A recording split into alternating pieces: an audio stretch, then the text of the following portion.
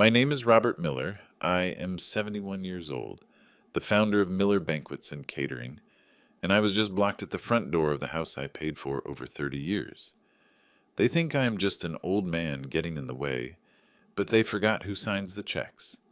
They always told me a father's love has no limits, but on that suffocating Saturday in July, I realized that a child's ingratitude has weight, measure, and even a specific mailing address. I was walking slowly along the cobblestone pathway that I personally picked out from catalogs back in the 1990s. My legs do not have the same agility as when I used to carry heavy trays of appetizers to support the family. But my step was firm. In my arms, I carried a glass baking dish covered in aluminum foil, containing my famous apple pie, with streusel topping. It was Mark and Dan's favorite dessert since they were little boys in shorts running around the dirt yard, long before we had the swimming pool and the outdoor kitchen. The street was lined with imported cars parked halfway across the road, pulled up onto the freshly painted curb. I recognized the car belonging to the neighbor across the street, Mr. Ralph, and the bright red vehicle that belonged to Mrs. Patricia Parker's daughter. The sound of loud, bass-heavy club music was pounding so hard it made your chest vibrate against your will. They must be celebrating something big, I thought to myself, straightening the blue linen button-down shirt I saved for special occasions. I had not been formally invited, it is true, but what father needs an invitation to go to his son's house? Especially when the house, on paper and by the sweat of my brow, was mine. I lived in a rented two-bedroom apartment 3 blocks away. I had moved 2 years ago, right after my wife, my late Grace, passed away. The big 4-bedroom house with its colonial-style porch became too big for me, according to Mark. Dad, go get some rest. You worked your whole life in the kitchen. Leave the upkeep of the house to us. Stay in a smaller place, easier to clean. Dan had said back then, with that smooth voice of someone trying to sell you swampland in Florida. I accepted. I thought I was doing the right thing, giving them space. They were grown men with beards, but they were always complaining about the economy. I left them the house to live in without charging a single cent of rent, even paying the property taxes myself, thinking I was helping my boys get established. I reached the wrought iron gate. It was half open. White smoke was rising, carrying that delicious smell of ribeye steaks and smoked sausages. I heard laughter, glasses clinking, people splashing in the pool. My heart filled with a silly joy, anticipating their smiles when they saw the pie. I pushed the gate open with my elbow since my hands were full. Hey, where do you think you're going?" The voice did not belong to some strange security guard. It was Mark. He stepped out from behind a palm tree, holding a craft beer in one hand and a kitchen towel in the other. He was shirtless, his belly already spilling over his shorts. Right behind him came Dan, drying his hands on his bathing suit. "Hey, son," I smiled, trying to ignore his harsh tone. "I brought the pie you guys love so much." I smelled the barbecue from the corner and thought. Mark blocked my path. He did not smile. Dan looked it away, pretending to fix something on the ground. "Dad, we didn't tell you anything because you're not supposed to be here," Mark said, dry as an old bone. "It's a gathering with friends, young people, co-workers, some girls we met. It has nothing to do with you." I felt the weight of the glass dish increase by 20 pounds in my arms. "But son, it's just a barbecue. I'll come in, leave the dessert, say hello to everyone. Mrs. Patricia Parker's here. I saw her daughter's car. Mr. Ralph, too. They aren't young." "Mrs. Parker came because she brought ice, Dad. Mr. Ralph is fixing the grill," Dan replied without looking at me. "There is no room, Dad. It's packed. Look inside." I craned my neck and saw that the backyard was crowded. There were about 40 people, women in bikinis, guys laughing out loud, and right in the middle of them, sitting in my wicker resting chair, was Mrs. Patricia Parker, with a plate full of meat, laughing with her mouth wide open. She saw me. Her smile withered immediately, and she turned her face away, pretending to talk to someone else. Her shame hurt me more than a slap across the face. "Dad, listen." Mark took a step forward, gently pushing me outside the line of the gate, onto the sidewalk. There is no room. The chairs are counted, the food too. If you come in, it's going to get awkward. People are going to have to stop cursing. They're going to have to respect the grandpa. Nobody wants that today. You can go back home. Later on, we'll stop by for a piece of that pie, Dan added, finally looking at me with an expression like someone shooing away a stray dog bothering the customers. I stood frozen. The 2 o'clock sun was burning the back of my neck, but I felt a terrible coldness sliding down my spine. I looked at the facade of the house. I saw the bedroom window that belonged to Grace and me for 30 years. I saw the rose bushes I planted, which were now half dried out and neglected. "Are you kicking me out?" I asked, my voice coming out in a thin thread, almost disappearing into the noise of the music. "From my own house? In front of the neighbors?" "The house is our residence now, Dad. You agreed to it," Mark said impatiently, looking back toward the party as if he were missing something important. "Come on, Dad, don't make a scene. Go back to your apartment. It's cool over there. Out here it is hotter than hell and too noisy. It will be better for you." He grabbed the handle of the gate. "Goodbye, Dad," Dan said, already turning his back on me. The wrought iron gate slammed shut in my face. The metallic clang was like the period at the end of a story that I thought was about love, but was actually about convenience. I stood there on the sidewalk. The cold dessert in my arms began to sweat, drops of water soaking my hands. Across the street, the new neighbor, a young woman I barely knew, was sweeping her sidewalk. She stopped, rested her chin on her broom handle, and looked at me with pity. That pity was the worst part of all. Being the poor old man kicked out by his own sons. I turned around. I did not cry. I wanted to cry. I wanted to scream. I wanted to throw that pie over the wall and hit Mark right in his empty head. But I am Robert Miller. I have catered banquets for governors and weddings for 300 people without missing a single napkin. I was not going to make a spectacle of myself in the street. The walk back to my rented apartment was the longest of my life. Every step weighed a ton. I heard the music grow quieter behind me, but the laughter seemed to follow me. "You can go back home." The phrase echoed in my head. There is no room. They invited 40 people, neighbors, friends, strangers, but there was no room, not even a single plastic chair, for the father who changed their diapers, who paid for their private college tuition by selling catering orders, who took care of them when they had chicken pox, when they broke an arm, when they suffered their first heartbreak. I entered my small building, climbed the 2 flights of stairs out of breath, and unlocked the door to my apartment. The silence inside was absolute. Everything was clean, organized, but cold. I placed the glass dish with the pie on the little kitchen table and peeled back the aluminum foil. The yellow filling, the apple slices, the fresh streusel topping. It looked beautiful. I grabbed a spoon from the drawer, sat alone at the table, and took a bite. The pie was perfect. The exact balance between the tartness of the fruit and the sweetness of the filling. I cried. The tears fell onto the plate, salting the dessert. I wept with heavy sobs, that muffled crying we trap in our throats so we do not bother anyone. I cried from humiliation, from rejection, and from the terrible realization that I had raised 2 selfish men. But the crying did not last long. Robert is not a man who stays lamenting in corners. I wiped my face with an embroidered kitchen towel, stood up, and went to my old wardrobe, the only piece of furniture I insisted on bringing from the big house. In the bottom drawer, underneath the lace tablecloths, was a blue plastic folder. I pulled out the folder, sat on the bed, and opened the documents. The smell of stored paper rose up. Right there was the public deed of purchase, the property registry. Everything in my name. Robert Miller, widower, sole owner.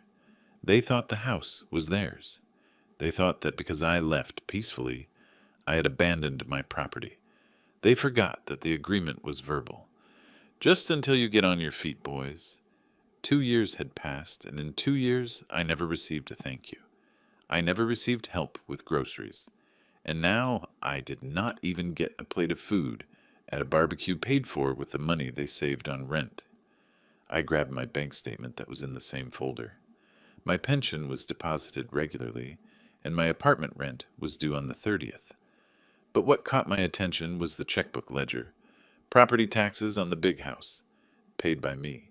Homeowner's insurance, paid by me. Trash collection fee, paid by me. I was funding their party. I was the sponsor of my own humiliation. The image of Dan saying, "There is no room," returned to my mind, but this time it brought no pain. It brought a cold, sharp clarity, like a chef's knife fresh off the whetstone.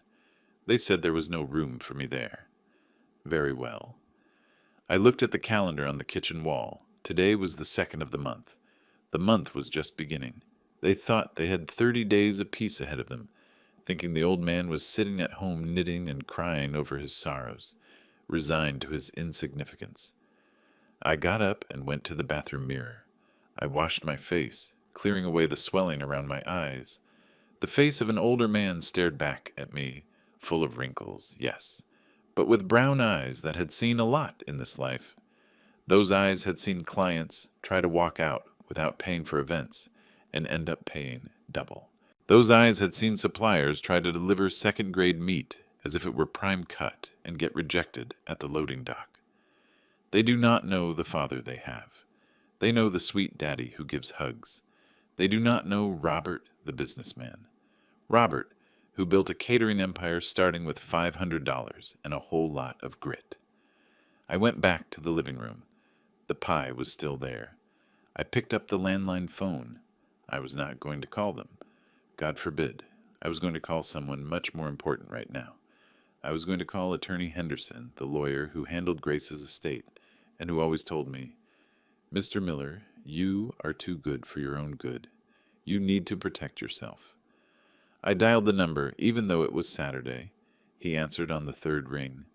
"Attorney Henderson, this is Robert Miller. I apologize for bothering you on a weekend.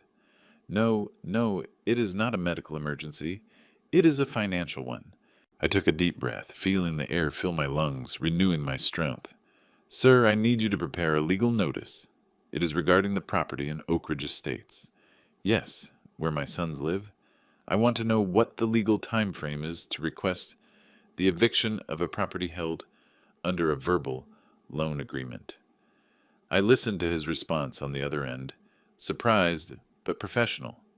30 days, I repeated, a thin smile appearing at the corner of my mouth. "Perfect. Then we will talk at the end of the month."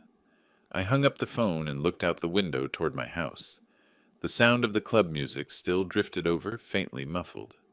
Let them enjoy the ribeye steaks, the beer, and the company of their crowd.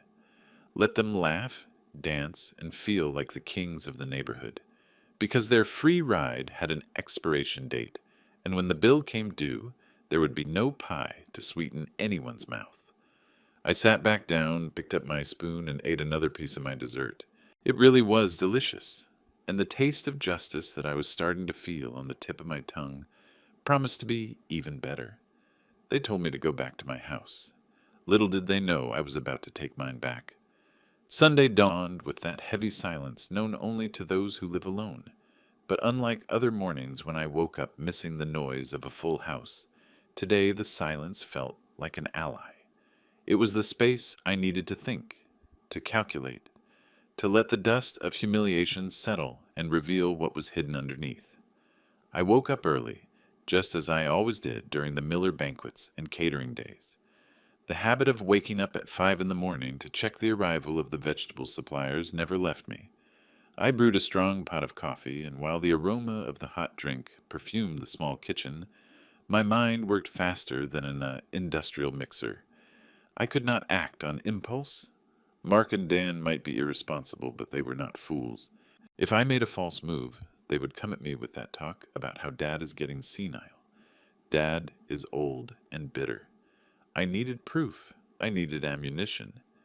I spent Sunday going through boxes, not the ones with family photos, which only brought me pain seeing the gap between the smiles of two little boys who once loved me and the men they became. I went through the boxes of paperwork, receipts, warranties, old contracts. With every document I found, my blind parental affection diminished. It was impressive how we choose not to see things when it comes to our children. On Monday, the second the clock struck 10 in the morning, I skipped my senior swim class. I put on my best gray suit, applied a little lip balm, and walked straight into my bank branch. I did not use the mobile app. I wanted to see the printed papers. I wanted to look the manager in the eye. "Mr. Miller, what an honor." The manager, a young man named Henry, whom I had watched start as an intern, stood up to greet me. "Are you here to check on your investments?" "I'm here to assess the damage, Henry. I want a detailed statement of account for the last 2 years. Checking, savings, and especially the authorized user cards I gave the boys for medical emergencies." Henry hesitated for a second, gulped, but hit print. The dot matrix printer made that annoying little sound that seemed to tear through time. When he placed the stack of papers in front of me, I had to put on my reading glasses and take a deep breath. The first page was already a punch to the gut. Medical emergency. That is what Dan had said when he asked for the card. But what I saw there were charges at liquor stores, auto parts shops for tuned cars, sports channel, subscriptions, and video games. "Henry, what is this right here?" "Joe's Wine and Spirits. $3,500 on a Tuesday." "It looks like it was a large purchase of imported scotch, Mr. Miller," he answered quietly, embarrassed for me. I kept turning the pages. Mark was not far behind. The electric bill for the big house, which was set to automatic debit from my account, had tripled in the last year. The water bill, do not even get me started. It looked like they were draining and refilling the pool every single day, and worst of all, I saw cash withdrawals, systematic withdrawals of $1,000 and $2,000, made every 5th of the month, right after my pension and the rental income from my commercial properties downtown hit my account. They were robbing me, not street thieves, but the flesh of my own flesh. "Henry," my voice came out steady, without a tremor, "cancel the authorized user cards, all of them, and cancel every automatic debit linked to Oak Ridge Estates. Daniel's car insurance that I didn't even know I was still paying. Cut it all. Turn off the faucet right now." I left the bank feeling lighter, even though my bank account was about to get a lot heavier. I walked through the neighborhood streets, watching the daily bustle. I passed a hardware store and saw floor tiles that reminded me of my porch. I stopped. Standing there in front of the display window, I started to reflect on the last 2 years. How did Robert, the man who negotiated with mayors, who organized inauguration dinners for governors, who pointed a finger right in the faces of dishonest vendors, turn into this old man asking for permission to enter his own house? The fault was mine. It hurt to admit it, but it was true. When Grace died, I tried to make up for the loss of their mother. I wanted to be mother and father both. I wanted to be their safe harbor. But instead of a harbor, I became an anchor, and instead of ships, they became barnacles stuck to my hull, slowly dragging me down. I confused love with servitude. I thought that if I gave them everything, they would be grateful. But someone who receives everything without effort never learns the value of sweat. They only learn the taste of entitlement. I remembered when the kitchen at Miller Banquets burned down in 1998. I did not sit down and cry. I walked right into the flames with a fire extinguisher, put out the fire, cleaned up the soot, and served dinner an hour late. But I served it. Where was that Robert? He was asleep, drugged by blind paternal love. But Dan's "there is no room" was the bucket of cold water that woke me up.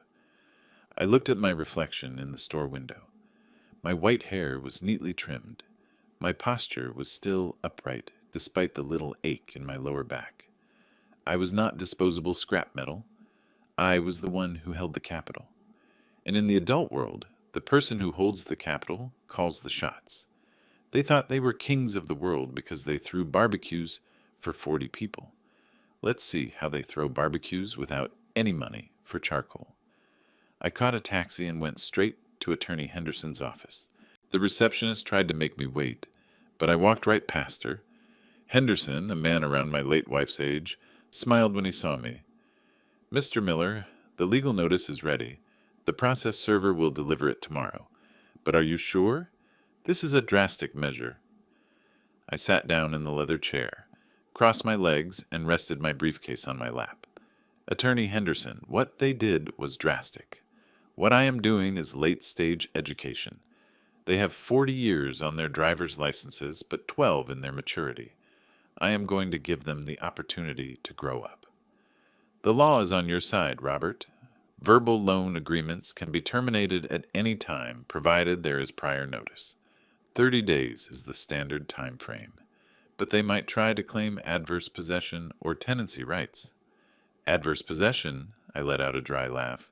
With me paying the property taxes, the electricity, the water, and the maintenance? I have receipts for everything, sir. Even for trimming the trees in the yard. I have receipts. They are mere guests who abused my hospitality. You are formidable when you want to be, Mr. Miller, he said with a mixture of fear and admiration. I was tame for too long, Henderson. Meekness toward freeloaders is interpreted as weakness. Now let's get to the plan. In addition to the notice, I want to know how I can inspect the property. I am afraid of what they might do to the house once they find out they have to leave. We can include a request for a precautionary inspection, but you have the keys, don't you? You are the owner. You can enter to check the condition of the property. I had the keys, an old set sitting at the very bottom of my briefcase, almost forgotten. I left the office with the notice officially filed. The sun was already setting. Instead of returning to my apartment, I asked the taxi driver to take me through Oak Ridge Estates. I did not stop at the door. I told him to drive slowly. The street was quiet. The trash from Saturday's party was still sitting on the curb. Torn black bags, glass bottles rolling in the gutter, stacked beer cartons. The neighborhood must have been furious. The front lawn, which I used to keep immaculate with English ryegrass, had tire tracks on it. Someone had parked on the lawn. That made my blood boil in a completely different way. It wasn't heartbreak anymore. It was the indignation of a property owner. They were destroying my property. The house that had been the dream of my life and Grace's was turning into a high-end frat house for partying 40-year-olds. I saw Mark's car in the garage, the hood up, him tinkering with the engine, wearing the exact same shorts from Saturday. Dan was on the porch, lying in the hammock, playing on his phone. The easy life, the life I was funding. I grabbed my phone and opened the banking app that Henry had taught me how to use before I left the branch. I looked at my balance. I looked at them. In that moment, I mapped out the rest of the plan. The notice would arrive tomorrow. Cutting off the cards and automatic debits was already done. But it needed a final touch, the cherry on top, or rather, the streusel on the pie. I knew that on Wednesdays they had a habit of playing league soccer at night. The house would be empty for 2 hours. That was my window of opportunity. I wasn't just going to send a piece of paper. I was going to step inside. I needed to see with my own eyes the condition of the interior to know exactly how much to deduct from their future inheritance, if there was going to be any inheritance left.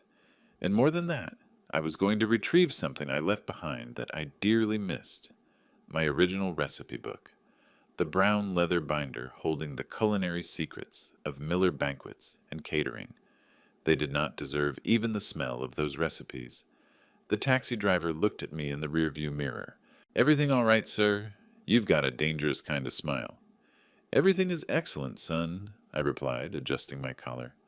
"I'm just rediscovering that the pen that signs the check is the very same pen that signs the sentence. Let's go. I have a dinner to cook for myself."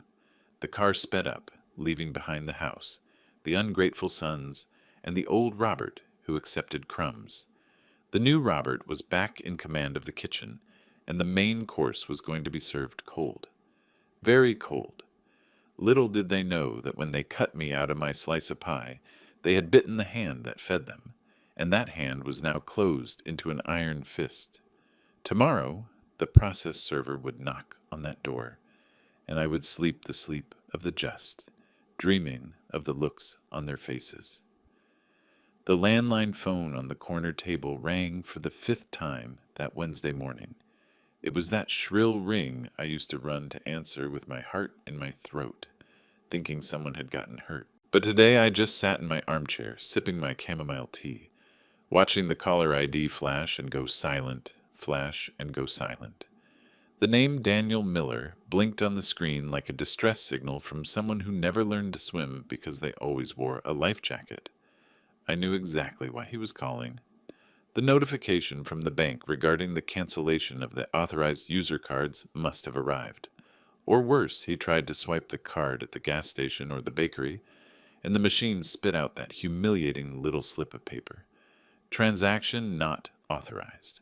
A small smile escaped my lips. It was not malice. It was pedagogy. I was teaching my boys, 40 years late, that money does not grow on trees, and certainly not in Dad's wallet. The plan was running like a Swiss watch, or rather like a well-coordinated banquet. First, I cut the supply lines. Now came the silent inspection. I didn't need to shout.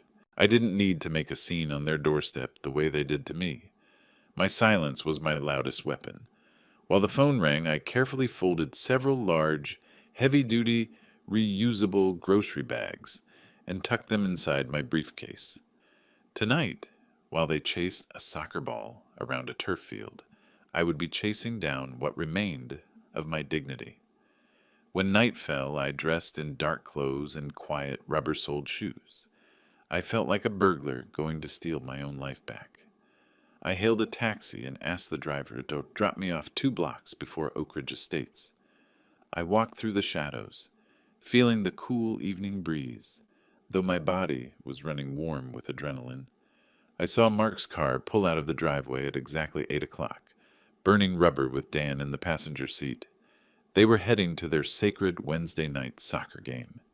The automatic garage door slowly ground shut. I waited 5 minutes to make sure they wouldn't turn back for anything. I crossed the street, the heavy keychain in my hand. My fingers trembled slightly as I slid the key into the side gate lock. What if they changed the locks? I thought, but the key turned smoothly. Of course they hadn't changed them. Changing locks costs money and requires initiative. 2 things lacking in that house. The yard was cast in shadow, but the street lamp revealed the crime. My orchids, which I had spent years cultivating on the tree trunks, were bone-dry and withered. Crushed beer cans gleamed in the grass like aluminum pests. I took a deep breath and walked to the front door. When I opened the door to the living room, the smell hit me like a physical slap. It was not the scent of a home. It was a sour stench of stale cigarettes, old beer, greasy pizza boxes, and neglect. My house, which always smelled of lavender and fresh-baked pastries, now carried the aroma of a run-down college dorm. I turned on the living room light, and what I saw turned my stomach. The cream-colored linen sofa, which I had custom upholstered with imported fabric, had a massive dark stain on it. It looked like spilled red wine that had never been cleaned up. There were water rings from cups left without coasters on the solid wood coffee table, those milky white rings that scar the varnish forever. On the floor, the Persian rug was shoved into a crumpled ball in the corner, as if someone had kicked it out of the way. I walked through the house like a ghost, running my finger along the furniture. The dust was thick. "There is no room, Dad." Dan's voice echoed in my head. In reality, there was no room. There was no room for care, for respect, for the memory of their father. This was not a home. It was a campsite. I went straight to the kitchen. The sink was a tower of babble of dirty dishes, plates with crusted food residues, pots with coagulated grease. I opened the refrigerator, and the smell of something rotting assaulted my nostrils. There were uncovered plastic containers, liquefied vegetables pooling at the bottom of the crisper drawers. But on the upper shelves sat the luxury items. Imported craft beers, artisanal cheeses, prosciutto, all bought with my card. The card that was now just a useless scrap of plastic. I opened my reusable bags and began the silent execution. I did not touch the dirty dishes. I did not sweep the floor. I was not there to be the magical fairy godmother cleaning up after the boys. I was there for a rescue mission. I pulled open the freezer. It was stuffed to the brim. Whole cuts of ribeye steak, bags of jumbo shrimp, filet mignon, all stockpiled for their upcoming barbecues, for the next parties where I would be banned. This is mine. In the surreal silence of the kitchen, I began filling the bags. The steaks, the filet, the shrimp, all bought with the money from my sweat. It was returning to my possession. I emptied the freezer completely, leaving behind only an empty ice tray and a single bag of frozen peas that looked like it had been sitting there since last year. I moved to the pantry. I grabbed the bottles of scotch, the fine wines, the truffle oils.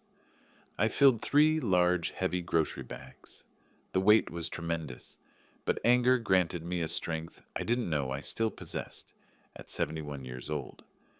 I set everything near the back door. Then I went looking for what really mattered. I walked into the home office, which used to be Grace's sanctuary. The desk was littered with sports betting sheets and car magazines.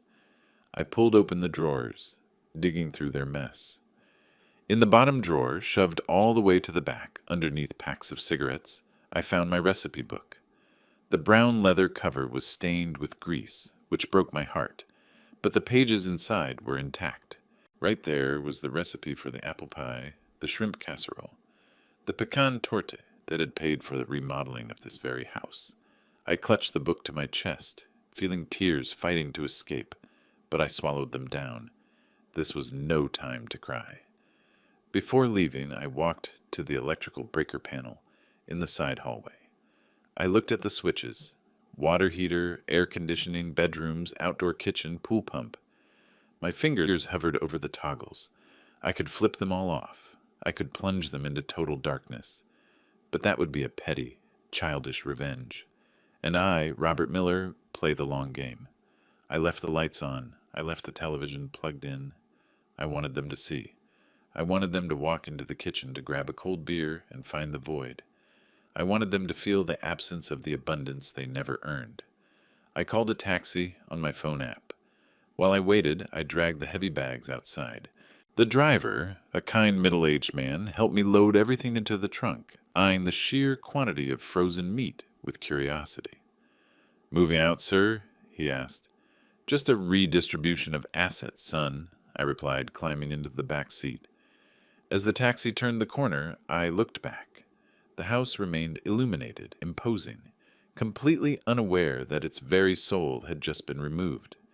They would return from their soccer game sweaty, hungry, and thirsty, and they would encounter their first real-life lesson: the well has run dry. I arrived at my apartment and stored everything away. My small freezer barely closed. I had to ask my neighbor to store some of the meat in hers. I took a hot shower, washing the smell of stale smoke and mildew off my skin. Then I sat on my bed with my recipe book and waited. It was 11 in the evening when my cell phone rang. It was Mark. I let it ring 3 times. On the 4th ring, I answered with a groggy voice, pretending they had just woken me from a deep sleep. "Hello?" "Dad!" Mark's voice was frantic, completely out of breath. "Did you come over here?"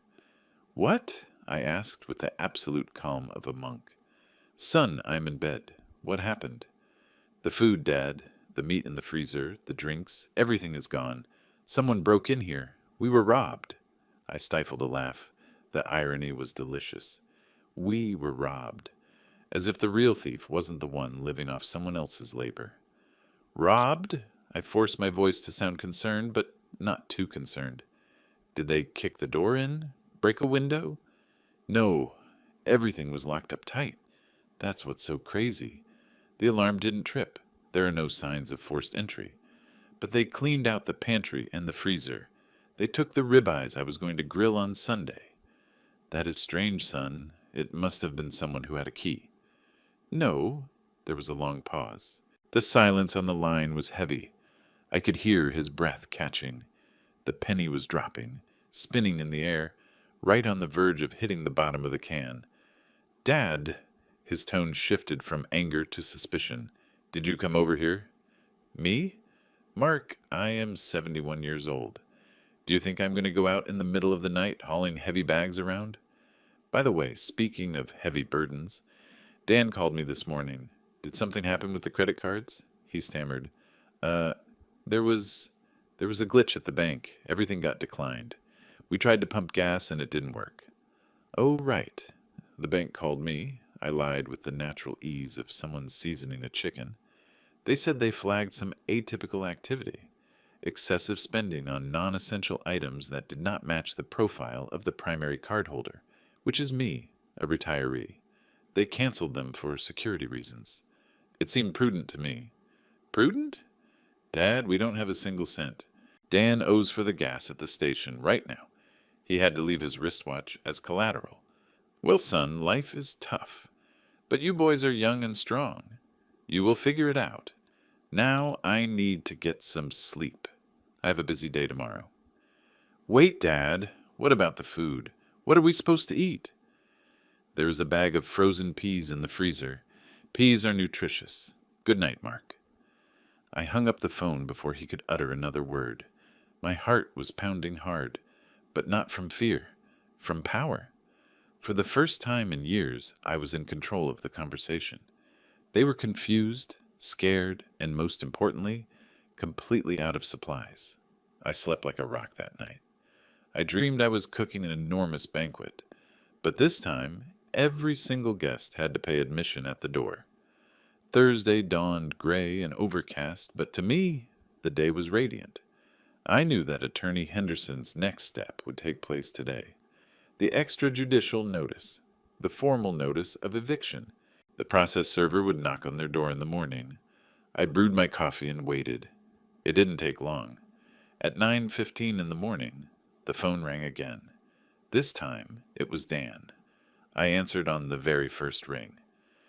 Dad! He was screaming. He sounded like he was crying. Dad, there's a man standing at the front door, a process server. Good morning to you too, Dan. Dad, he's handing us a legal document. He says we have 30 days to vacate. 30 days. What is this? You're suing your own sons? I pressed the receiver close to my ear. The moment had arrived. That moment when the accommodating father exits the stage and the patriarch steps into the light. I'm not suing you, Dan. I am reclaiming my property. Remember last Saturday? There is no room. Well, now I am the one saying there is no room. The house is mine. But, Dad, where are we supposed to go? We don't have any money for rent. You canceled our credit cards. You have 30 days and 40 friends who came to your barbecue. Maybe one of them will lend you a sofa. Dad, please, this is insane. The neighbors are watching the process server standing out here. It's humiliating. Humiliating? My voice hardened into steel. Humiliating was walking back down the street with a pie in my hands, while you two laughed at me. Humiliating is seeing my home turned into a pigsty. Humiliating is having 2 grown sons who don't know how to buy a bag of rice. The process server is there to ensure the law is upheld, since love and respect were clearly not enough. He's lost his mind, Mark screamed in the background. He's crazy. He's just a bitter old man. We're going to fight this. We have rights. The only right you have right now is to pack your belongings, I replied, feeling an icy calm settle over me. And I suggest you get started soon, because on the 31st, I am walking through that door, and I won't be coming alone. I will be coming with a locksmith, a mason, and a painter. If there is a single item of yours left inside, it goes straight into the dumpster. I hung up and lifted the receiver off the hook. I walked over to the window and looked down at the street. The world just kept turning. People were commuting to work. Delivery trucks were rolling by. But my personal axis had shifted completely. I was no longer the victim. I was the master of my own destiny. I sat at the table and opened my rescued recipe book. I ran my hand across the page for the apple pie. I smiled.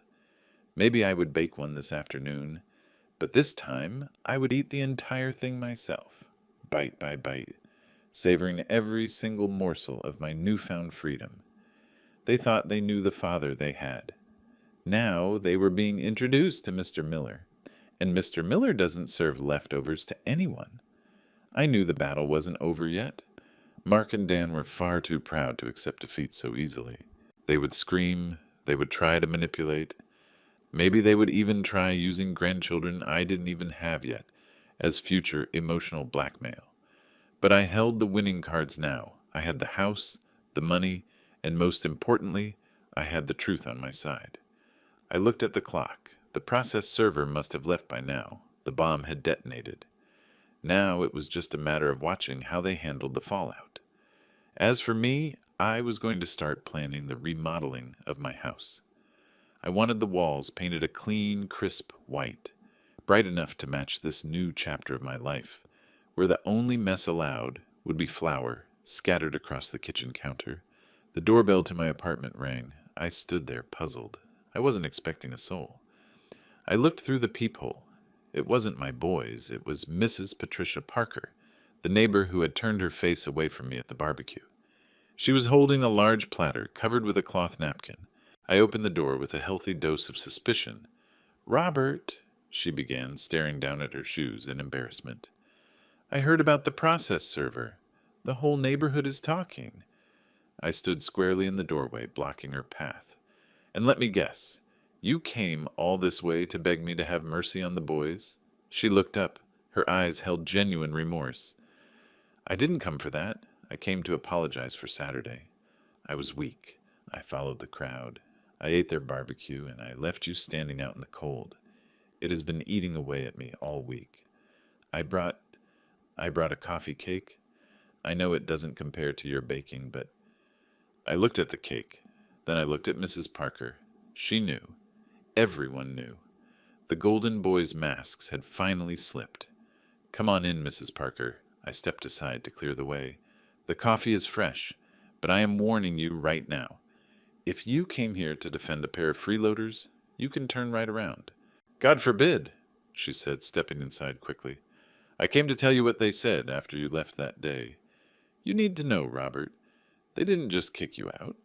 They were planning something much worse." A cold shiver raced down my spine.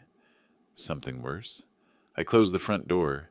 The stakes of this game had just escalated. If I thought being kicked out was the bottom of the barrel, Mrs. Parker was about to show me that the hole went much deeper. I pulled out a chair for her. "Have a seat, Mrs. Parker, and tell me everything without skipping a single word. The war for my house was won on paper, but the war for the truth is just getting started." Mrs. Parker's coffee cake went down like dry sand in my throat, scraping all the way, not because of the quality of the baking, but because of the poison that accompanied her confession. I held my coffee mug with both hands to hide the tremor, threatening to travel up my arms. "What do you mean, Mrs. Parker? Say that again." My voice came out so low it sounded like it was echoing from the building's basement. Mrs. Parker gulped, wiping a crumb from the corner of her mouth. She looked smaller sitting in that chair, shrinking under the guilt of being an accomplice, even if only through her silence. They were talking to Mike, that real estate agent from Apex Real Estate, who was at the party. I was standing near the grill, serving up some more coleslaw, and I overheard every word. "Robert," Mark was saying, "the old man isn't right anymore. He forgets things. He confuses dates. We're going to petition for legal guardianship next month." I felt the blood drain completely from my face. Guardianship. Conservatorship. My own sons wanted to declare me mentally incompetent. They wanted to strip away my autonomy, my signature, my very life. "And Dan?" I asked, feeling a sharp stab in my chest, as if a needle had pierced my heart. Dan laughed, Robert. He laughed out loud and said, "With the proceeds from selling the house, we'll pay for a decent nursing home, and we'll have plenty left over to invest in that cryptocurrency stuff." They talked about putting you away somewhere quiet, far out in the country, so you wouldn't be a nuisance anymore. I closed my eyes. The image of the two little boys I used to feed, whom I rocked to sleep when they ran a fever, dissolved completely. In their place, I saw two strangers, two starving predators who weren't even willing to wait for the prey to die before they started feasting on the carcass. They didn't kick me out of the barbecue because of embarrassment or a lack of chairs. They kicked me out because I was the obstacle. They were celebrating my future civil death while I was still breathing right in front of them. "Thank you, Mrs. Parker." I said, opening my eyes. Any tears I had were dried up before they could even fall. My sadness had evaporated in the intense heat of a clear, crystalline fury. You can leave now. But Robert, are you going to be all right? They are capable of anything. No, Mrs. Parker. They aren't capable of anything. They are lazy. Their malice is stupid. And now I know their playbook. You can go. The second the door clicked shut behind her, I felt no desire to weep. I felt an electric current surge through my entire body. I marched into the bedroom, grabbed my cell phone, and called Attorney Henderson. Henderson, change of plans. The eviction notice was child's play. I want to armor plate everything. I want a certificate of mental competency signed by 3 different board-certified psychiatrists. And I want you to check if there are any pre-sale listing agreements circulating with my property address. While I was speaking, the doorbell rang. It rang insistently, aggressively. It wasn't the polite, hesitant chime of Mrs. Parker. It was the ring of someone who believes the world owes them instant obedience. I glanced at the security monitor. It was them, Mark and Dan. They were sweating, wearing the exact same clothes from yesterday, their hair disheveled. They looked like 2 castaways who had just been washed up on a desolate beach. I unlocked the deadbolt, but left the brass security chain securely fastened. I opened the door just a crack. "Dad, open this door!" Mark yelled, throwing his weight against the wood. The chain groaned under the pressure, but held fast. "We need to talk right now." "Talk?" I looked at them through the narrow gap, watching the fear stamped across eyes that had held nothing but pure arrogance just days ago. I thought there was no room for me in conversations with young people. "Dad, stop it already," Dan cut in, his voice cracking. "We're starving. There is nothing to eat in the house. The electricity to the pool and backyard got cut off this morning. That process server dropped off that ridiculous paper. The neighbors are laughing at us. I had the outdoor electricity cut off. You don't need an illuminated swimming pool if you aren't paying the utility bill," I responded coldly. "And as for starving, did you boys run out of frozen peas already?" "Open the door, Robert." Mark lost his temper completely and kicked the bottom of the door. The thud echoed loudly down the hallway. That was the final drop that caused the cup to overflow. I unhooked the security chain and swung the door wide open. They almost stumbled inside from their own momentum. I didn't step back a single inch. I stood my ground right in the middle of my living room, standing tall, radiating the earned dignity of a man who built an empire serving appetizers. "Get in," I ordered, "and sit down." They walked in, looking around the room, perhaps searching for some sign of weakness, or maybe just hoping to spot food on the table. They noticed the remainder of Mrs. Parker's coffee cake sitting there. Dan reached out a hand toward a slice. "Do not touch that." My voice cracked like a whip. He snatched his hand back instantly. "Sit down. Right now." They squeezed onto the small sofa in my living room, their knees almost bumping against their chins. The arrogant swagger from Saturday had vanished completely. All that remained was the raw desperation of someone who just had the rug pulled out from under their feet. "Did you come here to ask for money?" I asked, crossing my arms over my chest. "We came here to fix this craziness, Dad." Mark tried to adopt the posture of a serious businessman, but his sweat-stained shirt ruined the effect. "You've lost your mind. You canceled credit cards. You stole our food. You sent us an eviction notice. This proves you aren't in your right mind anymore. We're genuinely worried about your mental health." I let out a laugh, a dry, humorless sound that chilled the room. "Mental health? Mark, how funny that you bring that topic up. It coincides exactly with the little conversation you had with Mike from Apex Real Estate on Saturday." The color drained from Mark's face so fast it looked like magic. Dan's eyes widened to the size of saucers, and he turned to stare at his brother. The silence that settled over the room was thick and suffocating. How do you know about that?" Dan stammered. "I'm a father, Dan. I know when you are running a fever before I even touch your forehead. Did you boys honestly believe you could plot my legal guardianship in the backyard of my own house, surrounded by neighbors who have known me for 40 years? I walked over to my bookshelf, pulled down a thick black binder, and tossed it onto the coffee table with a heavy thud. "Open it!" Mark reached out with trembling hands and flipped the cover open. "What is this?" he whispered, staring at the documents inside. "Those, son, are comprehensive neurological reports and cognitive competency evaluations that I had done just last month as part of my routine checkup. Certified proof of a sound mind. And right there, on the very last page, is a legally recorded revocation of any and all power of attorney I may have signed over to either of you over the past 20 years. I leaned forward, resting both hands on the edge of the table, bringing my face right down to theirs. You were going to declare me incompetent, throw me into a nursing home just so you could sell 30 years of my hard work and gamble it away on internet tokens? Dad, it wasn't like that. Dan started weeping, thick, heavy tears like a little boy caught red-handed in a lie. We're drowning in debt, Dad. Mark lost a fortune on sports betting. I financed a car I can't afford to pay for. Selling the house was our only way out. The easy way out, I corrected him sharply. The coward's way out. You didn't want to work. You wanted to cannibalize the life savings of your useless old man. You have plenty of money? Mark exploded, jumping up from the sofa. The catering business made millions. You live in this cheap rented apartment because you want to, just to make a scene. We have a right to that house. It's our inheritance. An inheritance is what gets left behind when someone dies. My voice boomed so loud it rattled the window panes. I am alive, very much alive.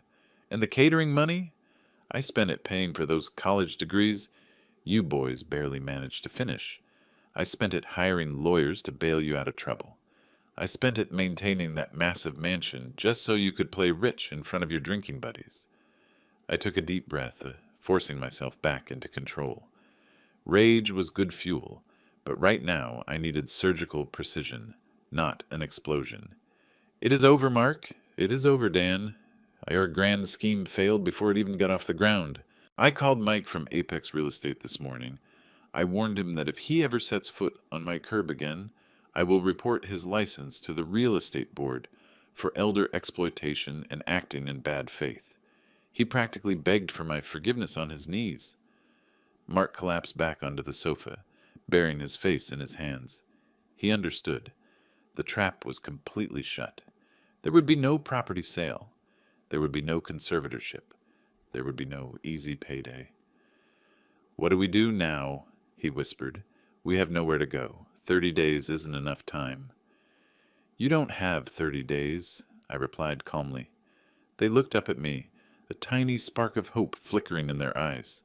Are you canceling the eviction? Dan asked, sniffing loudly. No, I am accelerating it. A verbal loan agreement is null and void the moment there is bad faith and severe ingratitude. Attorney Henderson is already filing an emergency motion for immediate repossession of the property. You have 1 week. 1 week? They both shouted in unison. And you should be thanking me, because if I were acting solely on my own feelings right now, I would change the locks today and dump your wardrobes out on the sidewalk. But I still have a tiny drop of pity left for you. 1 week to pack up your personal clothes, your video games, and your empty beer cartons. The furniture stays. It belongs to me. Dad, you're ruining our lives. Mark was openly weeping now, an ugly, bitter cry of rage and total impotence. No, son, I am finally building 2 men, 40 years late. An easy life ruined you. Hardship is going to repair you. I walked over to the front door and pulled it wide open. The hallway outside was empty. Get out! They didn't move. Get out! I pointed toward the corridor. And don't ever come back here asking for food. Miller Banquets and Catering has permanently terminated its services for delinquent accounts. They stood up, defeated. Their arrogant strut had vanished entirely. They looked like 2 scared schoolboys walking out of the principal's office. They shuffled past me with their heads hung low. The smell of sour sweat and fear they left trailing in the air was thick. Just as Dan crossed the threshold, he paused and looked back over his shoulder. Dad, don't you love us any more? That question hurt. It hurt deeper than the betrayal itself, because a father's love does not simply end. It transforms. It hardens itself to protect. It bleeds, but it never dies. I love you so much, Dan, that I refuse to keep funding the destruction of your character. Loving someone also means knowing when to say enough. Now get out before I regret giving you that week. I shut the door right in their faces. The sound of the deadbolt sliding home twice was the most liberating sound I had ever heard in my entire life. I rested my forehead against the cool wooden door. Absolute silence returned to my apartment, but it wasn't a lonely silence anymore. It was a silence filled with peace. I had won, not a victory over them, but a victory over myself. I conquered my own guilt. I conquered my desperate need to please. I conquered my fear of ending up alone. I walked to the window and watched them exit the building. They walked slowly, shoulders slumped, arguing back and forth, most likely searching for someone else to blame for the catastrophe instead of looking in a mirror. I picked up the phone. I had one more call to make. This time, not to a lawyer or a bank manager. I called the Neighborhood Homeowners Association. "Hello, this is Robert Miller." "Yes, from the corner house in Oak Ridge Estates." "Listen, my dear, I am taking back possession of my property next week, and I would love to offer the garden and the outdoor kitchen area for the church charity bazaar next month. Yes, it is going to be a wonderful celebration. No loud club music shaking the walls, but there will be plenty of fresh apple pie." I hung up with a genuine smile. The house was going to breathe again. It would hold real life, filled with people who actually value the food placed before them. I walked back to the kitchen and cut myself a slice of Mrs. Parker's coffee cake. I ate it slowly. It wasn't my apple pie, but it carried a very special flavor, the taste of the truth. They thought they could discard me like a broken-down piece of furniture. They forgot that antique furniture is built from solid oak. It doesn't rot, termites can't chew through it, and it stands firm through the worst storms. The storm had passed, and I was still standing upright. Now all that remained was the final deep clean. And I, Robert Miller, have always excelled at heavy-duty kitchen cleanups. The telephone rang again. I just let it ring. The era of 24-hour availability was officially over. Anyone who wanted an audience with Mr. Miller from now on would have to schedule an appointment and pay the admission fee. Life begins at 71. Well, I don't know if it begins, but I can guarantee you it gets a whole lot more interesting the moment you stop carrying grown men on your back and start walking on your own 2 feet. The smell of fresh paint mixed with the warm aroma of sweet cornbread baking in the oven finally replaced that sour stench of stale cigarettes and neglect that had soaked into the walls of the house in Oak Ridge Estates. 3 months had passed since the key turned in the lock for the last time for Mark and Dan, and 3 months since my life took a sharp turn for the better at 71. The house was no longer a frat house for 40-year-old men, nor a nightclub for people who didn't know the value of an honest day's work. Now it breathed. The windows were thrown wide open. The sheer white curtains danced with the afternoon breeze, and the garden, oh my garden, the orchids were blooming again on the tree trunks, as if thanking me for putting an end to the noise and the smoke. The remodeling project became my personal therapy. I ripped out the stained carpet from Grace's old home office and discovered beautiful hardwood underneath, which I sanded and refinished until it shone like a mirror. I painted the exterior facade a warm, inviting ochre, erasing forever the sterile, modern gray the boys had decided to slap on it. Every stroke of the paintbrush felt like I was painting over the recent past, scrubbing away the humiliation, erasing that dreadful phrase, "There is no room." Today was a very special day. The house was packed, but there wasn't a single car parked on the lawn.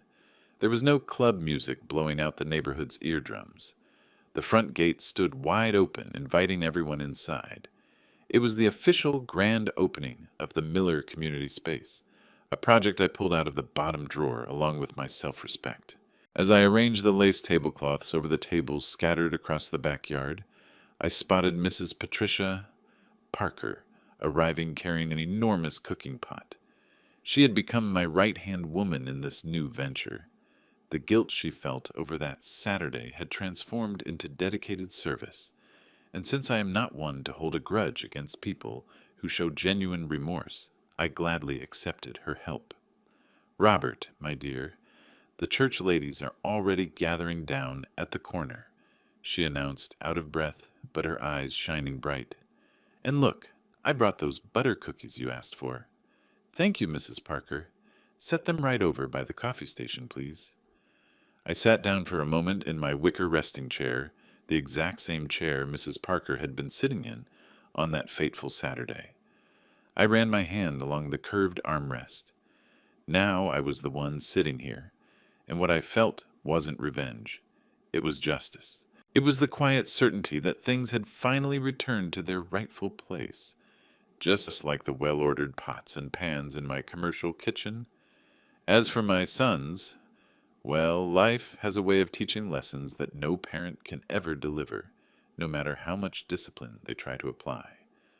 The week of mercy, as I called the 7 days I gave them to vacate, was a grand spectacle of weeping and gnashing of teeth. They tried everything, emotional blackmail, veiled threats, and they even called in a distant aunt from out of town to try and convince me that I was a heartless monster of a father.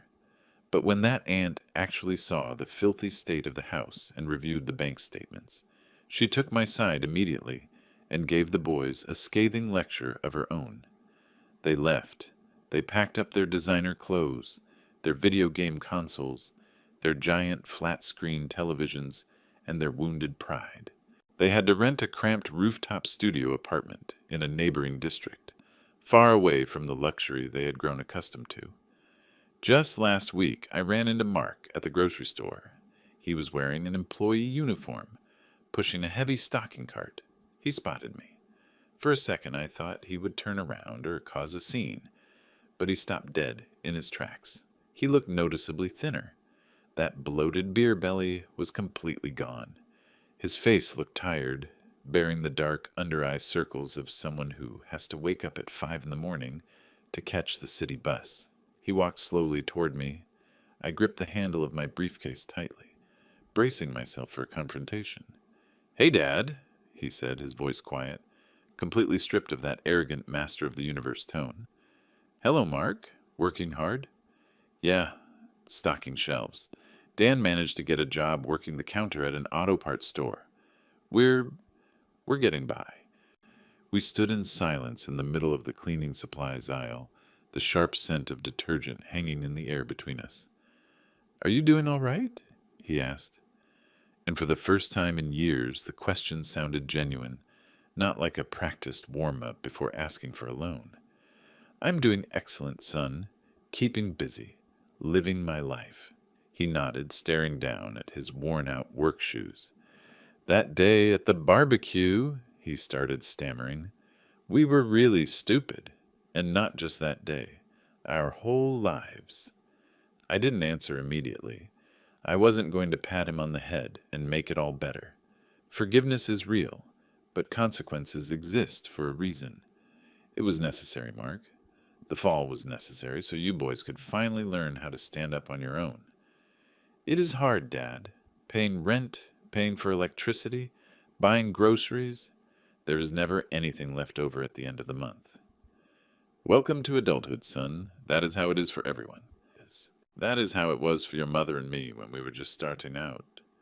He took a deep breath, looking like he was trying hard to hold back tears. I miss it. Not the money.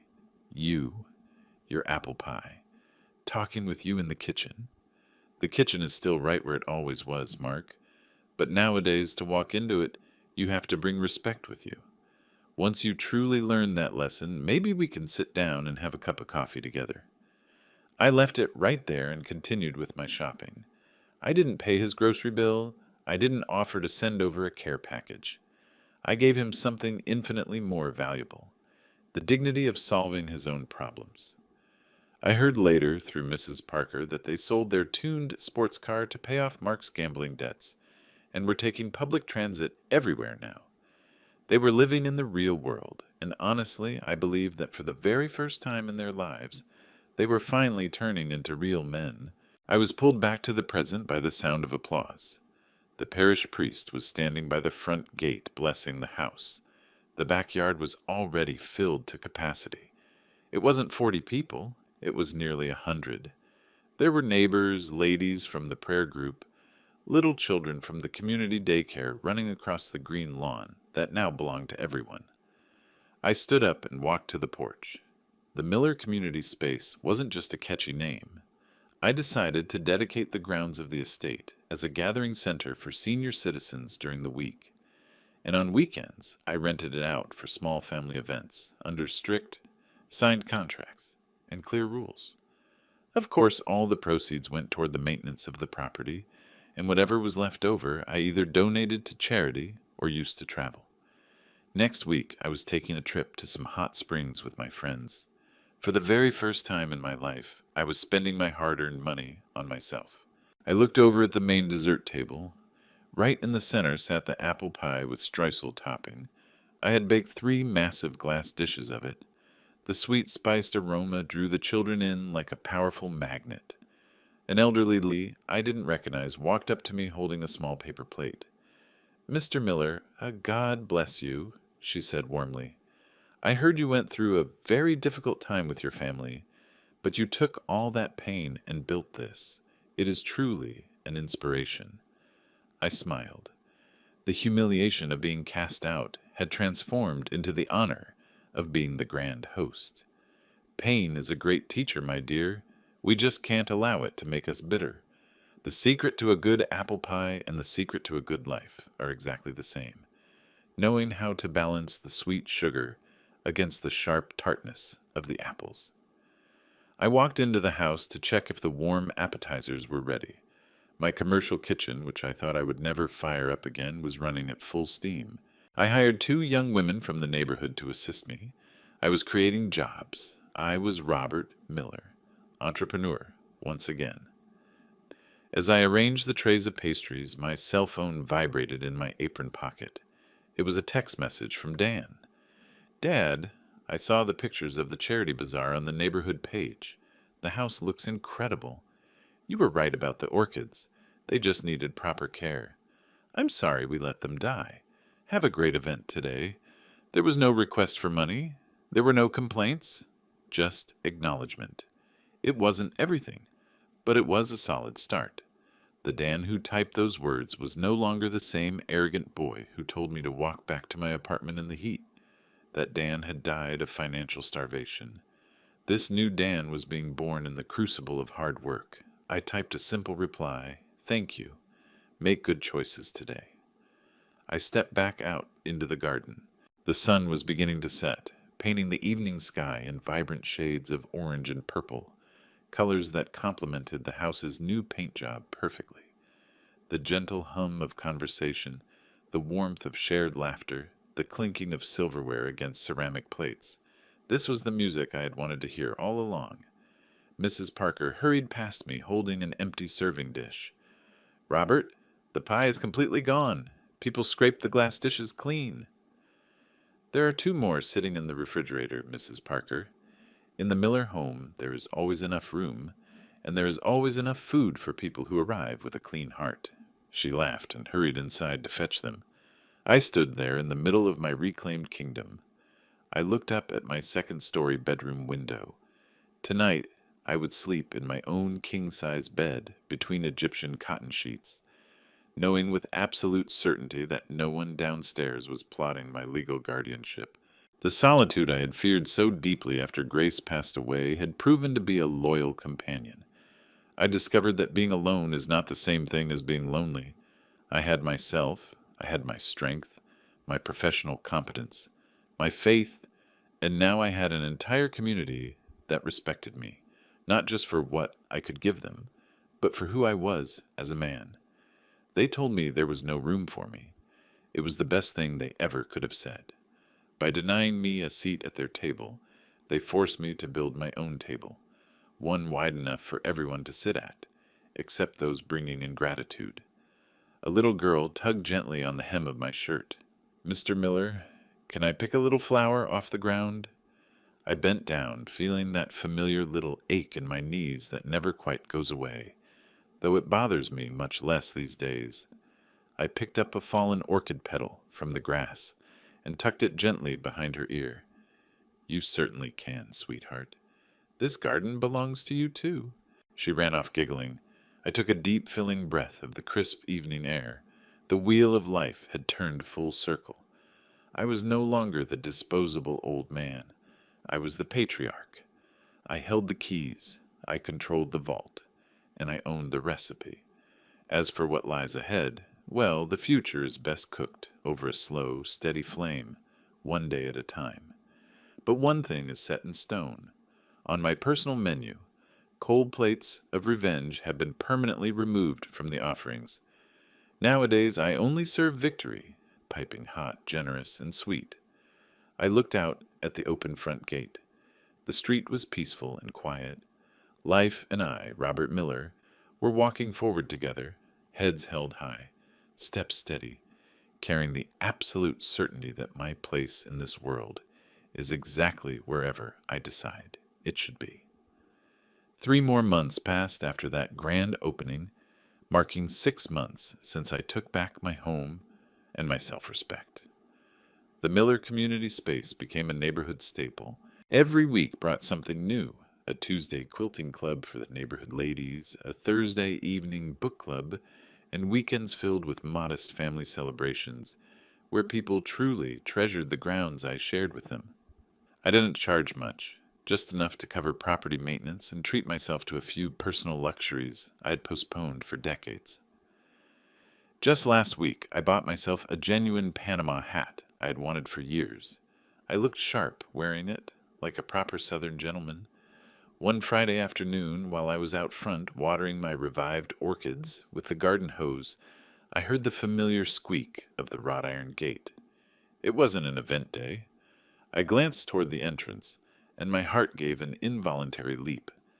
It was Mark. But this wasn't the arrogant Mark from the barbecue, nor the desperate Mark who kicked my apartment door. This was a different man entirely. He wore a clean supermarket uniform, his hair was neatly combed, and in his hands he held a simple brown paper bag. "Dad," he said from the gate, hesitating to step onto the property, Can I come in?" I stood frozen with the hose in my hand, the water cascading over the roots of the orchids. For a split second, the old Robert, the one who caved instantly, who forgave without demanding accountability, wanted to shout out, "Of course, son, come on in." But the new Robert, the man who had reclaimed his dignity, knew this moment required something more. "That depends," I answered, turning the water valve off.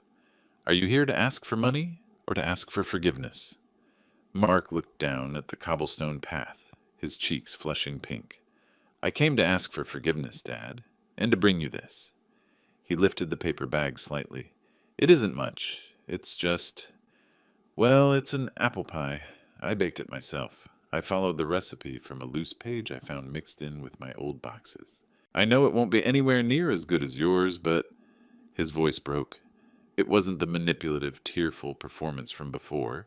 It was something real, something broken trying earnestly to piece itself back together. I dropped the garden hose and walked slowly toward the gate. Every step gave me time to think, to feel, to make a decision.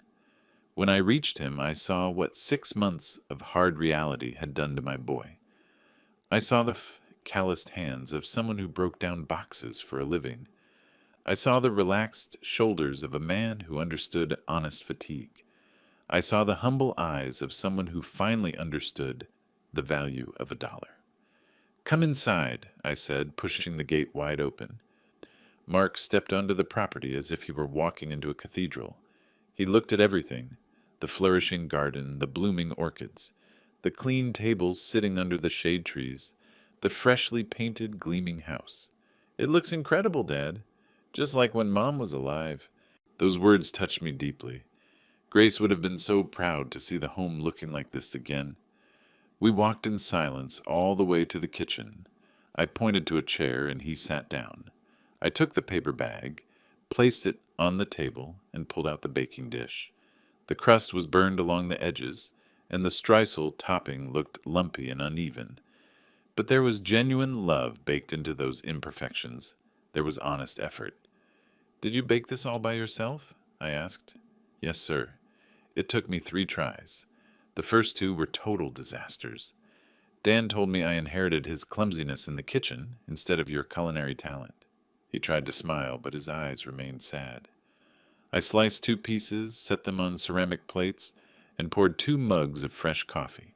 We sat across from each other at my kitchen table, the very same table where Grace and I used to plan out catering menus for weddings, the same table where I fed 2 little boys who were now men learning life's hardest lessons 40 years late.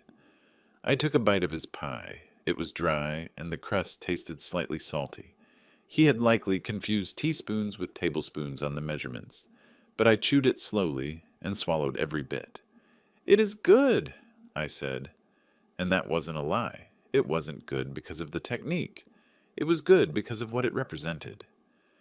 Mark ate his slice in quiet reverence. Finally, he looked up at me. "Dad, I needed to come over here and tell you something. Dan and I have been talking a lot lately. About everything. About Mom. About you. About the terrible way we treated you." He wiped his eyes with the back of his hand. "We were sons of... well, we were terrible sons." "You were terrible sons," I confirmed. I wasn't going to sugarcoat the truth for him. "Life hit us hard these past few months, Dad. Working real hours, paying real bills, stressing over rent and groceries every single week. Dan had to sell his gold chain just to pay the heating bill. I sold off my entire collection of expensive sneakers just to keep the lights on in our apartment. And do you know what the crazy part is? We are actually happier. We're exhausted, we're broke, but we're happier. It feels like, I don't know, like we're finally living as ourselves instead of acting like parasites feeding off your hard work." I took a sip of my dark coffee. This was exactly what I had been waiting for all along. Not empty apologies, not hollow promises, but true personal transformation forged in the fires of accountability. "Do you know why I did what I did, Mark? Because we deserved it. Not just because of that. I did it because I love you boys. I love you so much that I couldn't stand watching you destroy yourselves anymore. Giving you everything wasn't love, it was poison. I was killing your character with my generosity." Mark nodded, his tears falling freely onto the wooden table now. "I understand that now, Dad. It took me way too long, but I understand it." "It is never too long," I said, reaching my hand across the table toward him. "It is never too late to change. The road back home always exists, Mark. But it is a road that you boys have to walk on your own 2 feet. I cannot carry you any more." Mark grasped my hand. His grip was strong and firm. Those were no longer the soft, pampered hands of a freeloader. They were the working hands of a grown man. Can we come over and visit you sometimes, Dad? Not to ask for a cent. Just to sit with you, drink coffee, maybe help out with the garden work." I looked into those brown eyes that were the exact mirror of Grace's. My late wife was surely watching this moment from wherever she was, smiling down and whispering, "I told you so, Robert. They just needed to grow up." "You can visit," I said warmly. "Every Sunday afternoon, right after your shifts end. There will always be fresh coffee here, plenty of conversation, and if you boys behave yourselves, maybe I'll even teach you the proper measurements for baking an apple pie." Mark stood up, walked around the table, and threw his arms around my shoulders. He hugged me like he hadn't hugged me since he was 10 years old. A real hug, from son to father, from man to man, from apprentice to master. "Thank you, Dad. Thank you for not giving up on us. Thank you for being tough when we needed toughness the most." "Thank you for finally opening your ears and listening," I replied, holding him tight. When Mark left that afternoon, I walked out to the garden and sat down in my wicker chair. The sun was dipping below the horizon, painting the sky in those miraculous shades of gold and violet that only God can paint. I closed my eyes and felt Grace's comforting presence sitting right beside me. "You see, my love," I whispered into the evening breeze, "I didn't lose our boys. I just let them go so they could finally find themselves." The wind rustled gently through the leaves of the shade trees, and in that soft rustling, my heart heard the exact answer it needed. "Well done, Robert. Well done." The following months brought beautiful, steady changes to my life. Our Sunday afternoons became a sacred ritual. Mark and Dan would arrive promptly at 3 in the afternoon, looking tired from their work weeks, but clean and respectful. We spent our afternoons together in the garden. I taught them how to prune the orchids properly, how to patch the irrigation pipes, and how to cook the traditional meals Grace used to prepare for us. We never spoke about the past unless they brought it up themselves, and whenever they did, it was with sincere humility and a desire to learn from their mistakes. One Sunday, Dan brought a young woman with him. She was a sweet, unassuming girl named Lucy, who worked at a neighborhood bakery near his auto parts shop. They looked at each other with that clean, honest affection, the kind of love that blooms when you have nothing material to offer except your heart and your hard work. "Dad, I want you to meet Lucy, my girlfriend." Lucy shook my hand with genuine respect. "Mr. Miller, Dan has told me so much about you. He talks constantly about everything you taught him. I just want you to know that Dan is a wonderful man. He is hardworking, honest, and kind. I don't know who he used to be before, but the man I know today is a good man." I looked over at Dan. His face was bright red with embarrassment, but his eyes shone with intense pride. "I'm very glad to hear that, Lucy," I smiled warmly. "And you are completely right. The Dan standing here today is a fine man. The fellow from 6 months ago, well, that guy doesn't live around here anymore. We ate apple pie that Sunday, one that the 3 of us had baked together from scratch, and our laughter filled the garden just like it used to so many years ago. But this laughter was entirely different. It was earned laughter. It was the joy shared between equals who genuinely respect one another. When evening fell and everyone headed home for the night, I remained alone in my big house. But the solitude felt completely different now. It wasn't empty. It was rich and full. It was the chosen solitude of a man who understands that true love doesn't require constant physical presence. It only requires permanent, unwavering respect. I walked upstairs to my bedroom and sat on the edge of my mattress. Sitting on my nightstand was a framed photograph of Grace, taken on our 30th wedding anniversary. I picked it up and held it gently in my hands. I got them back, my love, I thought. Not the boys they were, but the men they were always meant to become. The house around me breathed a quiet sigh of relief. It no longer smelled of loud parties and selfish neglect. It smelled of dark coffee, fresh baked bread, and a real family. I set the photograph back down and lay back against my pillows. The physical fatigue in my bones felt good tonight. It was the clean fatigue of meaningful labor, of a purpose fully restored, of a life lived with absolute dignity. I closed my eyes and smiled into the darkness. This entire journey had started with me being cast out of a neighborhood barbecue, sitting humiliated on the curb with an apple pie in my hands. It ended with me standing tall as the patriarch of a healed family, the host of a grateful community, and the undisputed master of my own life. What had initially looked like a story about heartbreaking loss revealed itself to be a story about complete restoration. The humiliation I suffered at the gate transformed into my greatest elevation.